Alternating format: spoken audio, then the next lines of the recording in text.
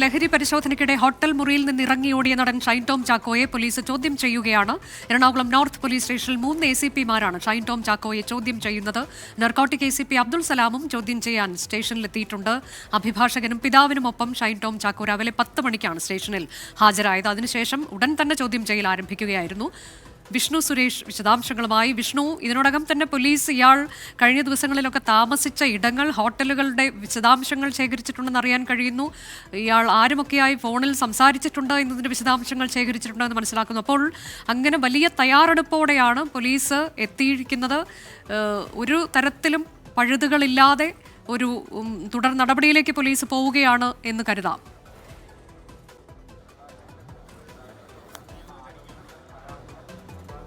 അനുജ, വളരെ കൃത്യമായ തയ്യാറെടുപ്പിലൂടെയാണ് ഷൈനെ ചോദ്യം ചെയ്യാൻ വിളിപ്പിച്ചിട്ടുള്ളത്. 1 മാസത്തെ ഫോൺ റെക്കോർഡ്, അതോടൊപ്പം തന്നെ കഴിഞ്ഞ ദിവസങ്ങളിലെല്ലാം ഷൈൻ കൊച്ചിയിൽ താമസിച്ച ഹോട്ടലുകളുടെ വിവരം, അവിടുത്തെ CCTV ദൃശ്യങ്ങൾ, 6ഓളം ഹോട്ടലുകളിലാണ് താമസിച്ചത്. അതോടൊപ്പം തന്നെ അന്ന് രാത്രി ഷൈൻ ഇവിടെ നിന്ന് ഈ PGS വേദാന്തയിൽ നിന്ന് ഓടിയ ശേഷം മറ്റൊരു ഹോട്ടലിൽ മുറിയെടുത്ത് താമസിച്ചിരുന്നു. അവിടുത്തെ ദൃശ്യങ്ങളടക്കം സമാഹരിച്ചിട്ടുണ്ട്. ഷൈൻ്റെ വിദേശയാത്ര, ഷൈന് ഈ അടുത്ത് 1 മാസത്തോളം സംസാരിച്ചിട്ടുള്ള ഫോൺ റെക്കോർഡുകൾ, അതെല്ലാം വെച്ചുകൊണ്ടാണ് ഷൈനെ ഇപ്പോൾ 3 ACP-മാരുടെ നേതൃത്വത്തിൽ ചോദ്യം ചെയ്തത്. നേരത്തെ 2 ACP-മാരായിരുന്നു ഉണ്ടായിരുന്നത്. ഇപ്പോൾ സൗത്ത് ACP രാജ്കുമാർ കൂടി എത്തിയിട്ടുണ്ട്. അങ്ങനെ 3 ACP-മാരുടെ നേതൃത്വത്തിലാണ് സിനിമാ താരത്തെ ചോദ്യം ചെയ്തുകൊണ്ടിരിക്കുന്നത്. അത് ചോദ്യാവലികളുടെ അടിസ്ഥാനത്തിൽ ഒരു പ്രാഥമിക ചോദ്യം ചെയ്യലുണ്ട്. അതിനുശേഷം വിശദമായ ചോദ്യം ചെയ്യൽ നടക്കും. അതായത് അതിൽ പ്രധാനമായും ചോദിക്കുക ഈ ലഹരി ഉപയോഗം ഉണ്ടോ എന്നുള്ള കാര്യമാണ്. ഏതെങ്കിലും തരത്തിൽ കൊച്ചിയിലെ ഡ്രഗ് ഡീലേഴ്സുമായി തനിക്ക് ഷൈന് ബന്ധമുണ്ടോ എന്നുള്ള കാര്യങ്ങളൊക്കെ ചോദിക്കും. എന്തുകൊണ്ടാണ് ഇത്തരത്തിൽ മാറി മാറി ഈ ഹോട്ടൽ മുറികളിൽ എടുക്കുന്നത്, അതോടൊപ്പം തന്നെ അന്ന് ഓടി രക്ഷപ്പെട്ട ശേഷം എവിടെയെല്ലാം പോയി, ആരെയെല്ലാം കണ്ടു തുടങ്ങിയ കാര്യങ്ങളൊക്കെ വിശദമായി ചോദിക്കും. പോലീസിനെ സംബന്ധിച്ചിടത്തോളം ഏറ്റവും നിർണായകമായ ഒരു ചോദ്യം ചെയ്യലാണിത്. നേരത്തെ സിനിമാ മേഖലയുമായി ബന്ധപ്പെട്ട് ഉയർന്നു വന്ന ലഹരി ഉപയോഗവുമായി ബന്ധപ്പെട്ട് പോലീസ് കാര്യമായി ഇടപെടുന്നില്ല എന്ന പ്രതിപക്ഷമൊക്കെ വിമർശനം ഉന്നയിച്ചിരുന്നു. പോലീസ് പലർക്കും നിയമ സംരക്ഷണം ഒരുക്കുന്ന നടപടികൾ പോലീസിന്റെ ഭാഗത്തുണ്ടാവുന്നു.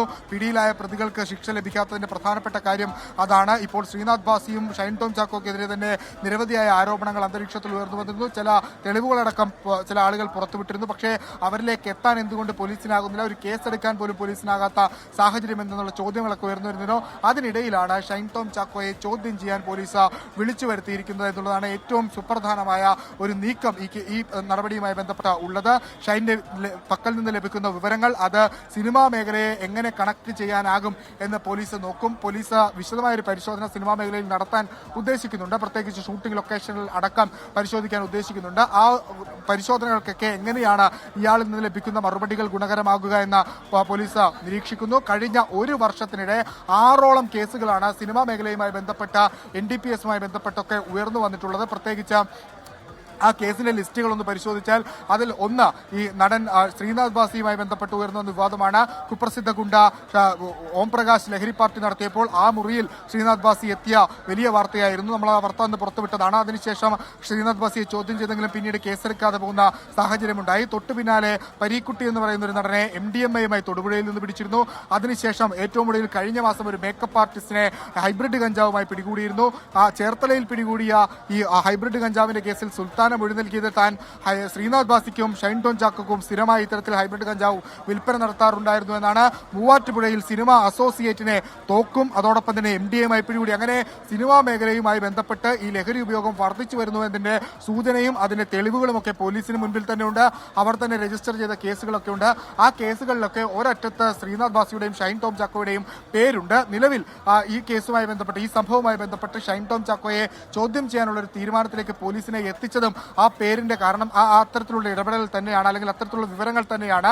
കാരണം ഈ കേസുമായി ഈ നടപടിയുമായി ബന്ധപ്പെട്ട് പോലീസിന്റെ പക്കൽ തെളിവുകളോ അല്ലെങ്കിൽ മൊഴിയോ പരാതിയോ ഒന്നും തന്നെയില്ല.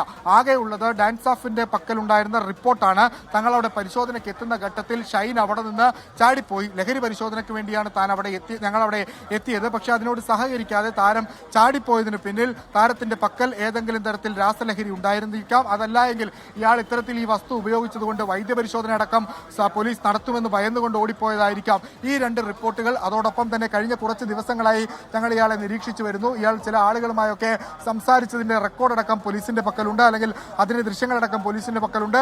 ആ ഒരു പശ്ചാത്തലത്തിൽ ഇയാളെ വിളിച്ചു വരുത്തി ചോദ്യം ചെയ്യേണ്ടത് ഏറ്റവും നിർണായകമായ നടപടിയാണ്. അത് സിനിമാ മേഖലയിലെ ലഹരി ഉപയോഗവുമായി ബന്ധപ്പെട്ട് നമ്മൾ നടത്തുന്ന പോലീസ് നടത്തുന്ന ഇടപെടലിൽ ഏറ്റവും സഹായകരമായ ഒരു നടപടിയിലേക്ക് പോകുമെന്നൊരു റിപ്പോർട്ട് ഡാൻസ് ഓഫ് നൽകി. ആ റിപ്പോർട്ടിന്റെ അടിസ്ഥാനത്തിലാണ്, ഒപ്പം ഷൈൻ അവിടെ നിന്ന് ഇറങ്ങി ഓടിയ ആ ദൃശ്യങ്ങളുടെ കൂടി പശ്ചാത്തലത്തിൽ, നമ്മൾ പുറത്തുവിട്ട ദൃശ്യങ്ങളുടെ കൂടി പശ്ചാത്തലത്തിലാണ് ഷൈനെ നോട്ടീസ് നൽകി വിളിച്ചു വരുത്തി കൃത്യമായ ശാസ്ത്രീയ രീതിയിൽ ഒരു ചോദ്യം ചെയ്യാൻ തീരുമാനിച്ചത് കൊച്ചി സിറ്റി പോലീസ്. ആദ്യഘട്ടത്തിൽ ചില അഭ്യൂഹങ്ങൾ, ചില സംശയങ്ങളൊക്കെ പോലീസിനുണ്ടായിരുന്നു. ഇതിൽ എന്തെങ്കിലും ചോദ്യം ചെയ്യേണ്ട ഒരു ആവശ്യമുണ്ടോ, നേരത്തെ തന്നെ കേസെടുക്കില്ല എന്ന് നാർക്കോട്ടിക് ACP വ്യക്തമാക്കിയെങ്കിലും അപ്പോഴും അദ്ദേഹം തന്നെ വ്യക്തമാക്കിയത് ഷൈനെ ചോദ്യം ചെയ്യാൻ വിളിപ്പിക്കുന്നതിലൊരു തീരുമാനമായിട്ടില്ല. കാരണം ഷൈനുമായി ബന്ധപ്പെട്ട് ഒരു ക്രൈമും കമ്മിറ്റ് ചെയ്യപ്പെട്ടിട്ടില്ല, വിവരങ്ങളൊന്നും ലഭിച്ചിട്ടില്ല, ലഹരിയുടെ സാന്നിധ്യം കണ്ടെത്താനായിട്ടില്ല. അപ്പോൾ എങ്ങനെയാണ് ഷൈനെ വിളിച്ചു വരുത്തുക എന്നൊരു ആശങ്കയൊക്കെ പോലീസിന് ഉണ്ടായിരുന്നു. അപ്പോഴാണ് പോലീസിന് മുമ്പിലേക്ക്